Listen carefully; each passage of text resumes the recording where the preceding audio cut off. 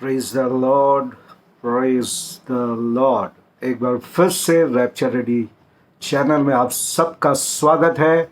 एक नए वीडियो के साथ मैं आपके पास हाजिर हूँ। आज चारों तरफ दुनिया में एक ही चर्चा हो रही है, वार की। तो प्रभु ने मेरे मन में भी डाला कि मैं आप लोगों के लिए बाइबल से संबंधित युद्ध के बारे में बताऊं, जो हमारे दिनों में हो रहा है और हमारे दिनों में आगे होने वाला है। आज हम देखते हैं कि बाइबल की भविष्यवाणियां मेरे और आपके आंखों के सामने पूरी हो रही है।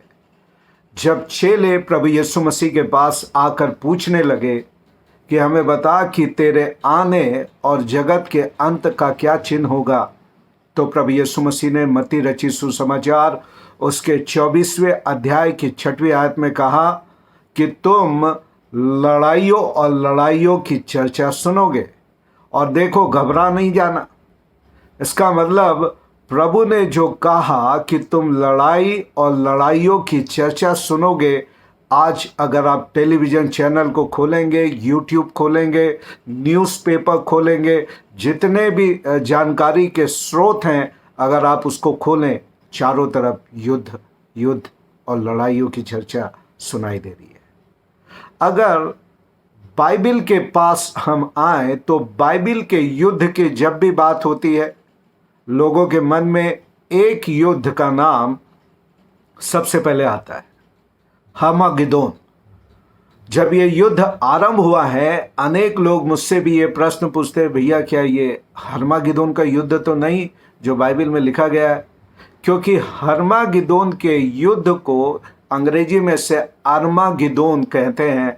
अनेक मूवीज़ बनी हॉलीवुड्स में, बॉलीवुड्स में, अनेक इसके बारे में डॉक्यूमेंट्री बनी, अनेक चर्चाएं इसके पास होती है। तो लोगों को लगता है कि एक ही बड़ा युद्ध आने वाले समय में होगा, वो है हर्मागिदोन का युद्ध। परंतु ऐसा नहीं है प्रियो, बाइबल में इसके अलावा भी और युद्ध है।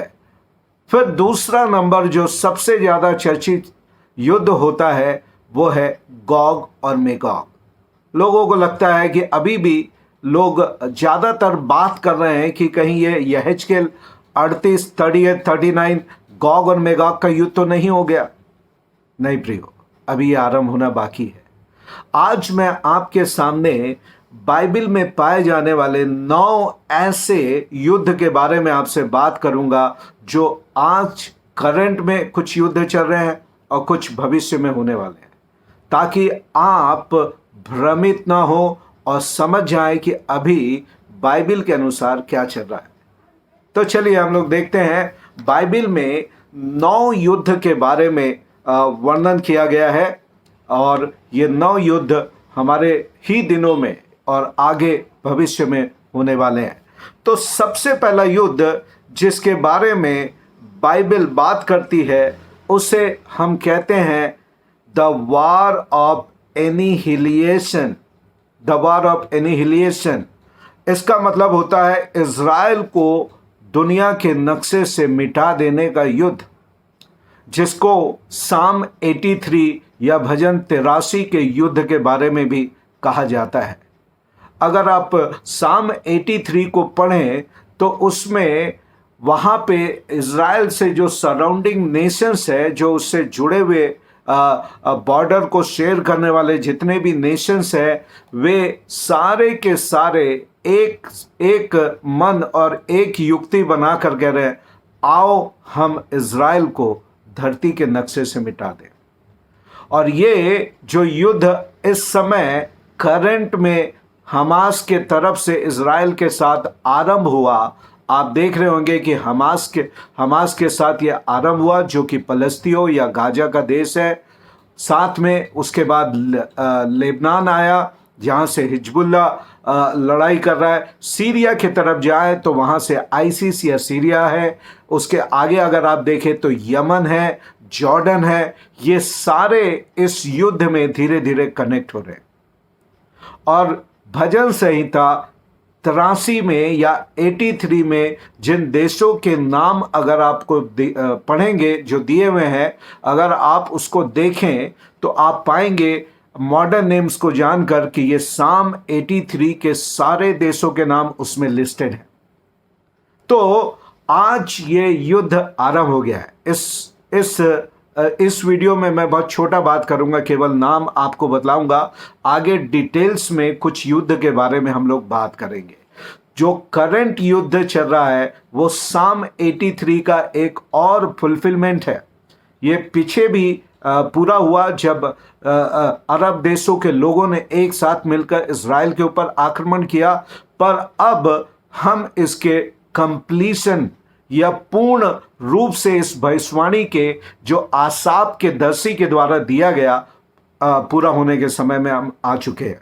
नंबर 2, यदि आप देखें जो युद्ध है वो है गोग और मेगोग का युद्ध, जो कि यहेजकेल नबी की पुस्तक उसके 38 और 39, 38 और 39 अध्याय में पाया जाता है। यहां पर हम देखते हैं कि गोग जो वहां का लीडर है, जो मागोग का निवासी है। तो यहां पर अगर आप ट्रेस करेंगे तो ये गोग जो मागोग का है, जो रसिया को दिखाता है। होगा क्या, इस युद्ध का रिजल्ट जब आएगा, आप देखेंगे बाइबल पहले से बात करती है ना। तो जब इस युद्ध का रिजल्ट आएगा जो हमास के साथ या अरब देशों के साथ इजराइल का चल रहा है, इसमें इजराइल की विजय होगी, चाहे कैसा भी सिचुएशन हो। और तब ये अरब देश के लोग रसिया और चाइना की तरफ देखेंगे, जो अभी से देख रहे हैं। अगर आप न्यूज़ देखते होंगे तो आप पाएंगे। तो रसिया जो है अरब देशों के साथ मिलकर वो लीड करेगा गोग और मेगोग के युद्ध को, जो कि बाइबल के अनुसार नंबर 2 का युद्ध होगा। आगे इसके डिटेल के बारे में मैं बात करूंगा कि ये कब, इसकी टाइमिंग कब होगी, कौन कौन से देश इसमें शामिल होंगे। आगे हम इसके बारे में बात करेंगे और कौन इस युद्ध को जीतेगा, परिणाम क्या होगा। नंबर 3 जो युद्ध आपको मिलेगा वो है ट्रिबुलेशंस का कन्वेंशनल वार। ट्रिबुलेशन का मतलब होता है क्लेश काल के समय एक परंपरागत या रूढ़िगत युद्ध को आप देखोगे। यदि आप प्रकाशित वाक्य की पुस्तक उसके 6वें अध्याय में जाएंगे तो यहां पर इस युद्ध में दुनिया के 1/4 अर्थात 200 करोड़ लोग, 800 करोड़ की जनसंख्या है, 1/4 का मतलब होता है 200 करोड़, करीब करीब 200 करोड़ लोग इस प्रकाशित वाक्य की पुस्तक 6वें अध्याय में जो कन्वेंशनल वार या परंपरागत युद्ध के बारे में वर्णन किया गया है उसमें मार दिए जाएंगे। सोचिए कितना बड़ा युद्ध होगा। और ये ज़्यादा दूरी पे नहीं है, हम इस युद्ध के करीब आ रहे हैं। आगे जब मैं डिटेल्स के बारे में बात करूंगा आप जानेंगे। We are very close to this war. और लिखता है कि 8वें आयत को, 6वें अध्याय की 8वीं आयत को आप पढ़ेंगे तो तलवार, मरी, अकाल और भूकंप के द्वारा पृथ्वी के 1/4 लोगों को मार देने का अधिकार वहां पे दिया गया। इसके आगे 4थे नंबर पे अगर आप जाएंगे तो ये भी क्लेश काल, जो कि 7 साल का क्लेश काल है, उसके पहले ही हाथ में एक और युद्ध होगा जिसको न्यूक्लियर वार कहते हैं। अभी हमारी बातचीत हो रही है, कोई भी न्यूक्लियर बॉम्ब छोड़ देगा, न्यूक्लियर वेपन का इस्तेमाल हो जाएगा, पर अभी तक इसका इस्तेमाल नहीं हुआ। रसिया यूक्रेन का युद्ध करीब करीब 1.5 से 2 साल हो रहे हैं, पर अभी तक इसका इस्तेमाल नहीं हुआ है। अभी युद्ध जो शुरू हुआ है हमारे बीच में हमास और इजराइल का, इसमें भी बात चल रही है, पर ये टाइम लगेगा। इसको लोग डराने के लिए अंतिम हथियार के रूप में रखे हैं। पर ये प्रकाशित वाक्य की पुस्तक 8वें अध्याय में, प्रकाशित वाक्य की पुस्तक 8वें अध्याय में एक न्यूक्लियर वेपन का इस्तेमाल होते हुए आप देखेंगे। रेवलेशन चैप्टर 8 यहाँ पे एक न्यूक्लियर वार का वर्णन किया गया है। उसके बाद यदि आप 5वें नंबर पे चलेंगे तो प्रकाशित वाक्य की पुस्तक में आप देखोगे एक सुपर नेचुरल वार के बारे में लिखा गया है। प्रकाशित वाक्य की पुस्तक उसके 12वें अध्याय में और उसकी 11वीं आयत के आसपास देखेंगे तो आप पाएंगे स्वर्ग में एक बड़ा युद्ध होगा। लिखता है मिकाएल और उसकी सेना उस अजगर से लड़ने के लिए निकली और लड़ने के बाद उसको हराकर स्वर्ग से नीचे गिरा दिया। कई लोगों को लगता है कि ये जब लूसीफर भगा दिया गया तब का ये युद्ध होगा। नहीं, ये उस समय का नहीं, ये भविष्य में मिड पॉइंट पे जो 7 साल का महाक्लेश का काल होगा उसके 3.5 साल के बाद या मध्य में, दोनों के मध्य में 3.5 साल के मध्य में ये युद्ध आप होते हुए देखोगे, जब शैतान को मिकाएल और उसकी सेना हराने के बाद पृथ्वी पे ढकेल देगी। और लिखता है शैतान बड़े क्रोध के साथ इस पृथ्वी पे उतर आएगा, आकाश से टपके खजूर में लटके, अभी भी ये हालत है, और खजूर से भी उसको टपका के इस धरती पे ला दिया जाएगा। उसके बाद जब शैतान पृथ्वी पे गिरा दिया जाएगा तो 12वें अध्याय में एक और युद्ध के बारे में वर्णन है। 12 अध्याय उसकी 13 से 17 आयत में देखेंगे कि जब उस स्त्री ने पुत्र जना, जो कि इज़राइल और प्रभु यीशु मसीह के बारे में 12वें अध्याय में लिखा गया है, और जब वो पुत्र जिसके ऊपर शैतान ने आक्रमण किया वो स्वर्ग में जब उठा लिया गया, तब लिखता है अजगर ने स्त्री को नुकसान पहुंचाने के लिए अपना मुंह उसकी ओर फेंका, और ये स्त्री कोई और नहीं इज़राइल के बारे में बात कर रहा है। आगे भी डिटेल में हम इसके बारे में बात करेंगे।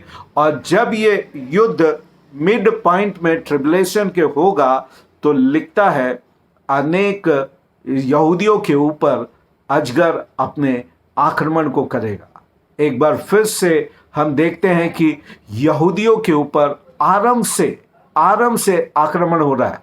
अगर आप देखें पहले वर्ल्ड वार और सेकेंड वर्ल्ड वार के साथ इज़राइल का जन्म हुआ और 14 मई 1948 के इज़राइल पैदा हुआ, और 15 मई के ही नेक्स्ट डे ही जब वो अभी पैदा ही हुआ है, अरब देशों ने एक साथ मिलकर उसके ऊपर आक्रमण कर दिया।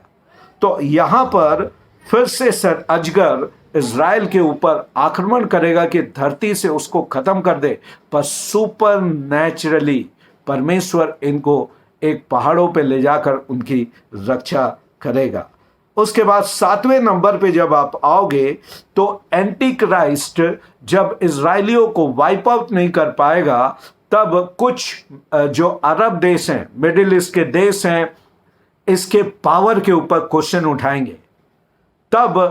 तब एंटी क्राइस्ट का मिडिल ईस्ट के कुछ देशों के साथ युद्ध होगा, जो कि दानियल नबी की पुस्तक उसके 11वें अध्याय में दिखा गया है।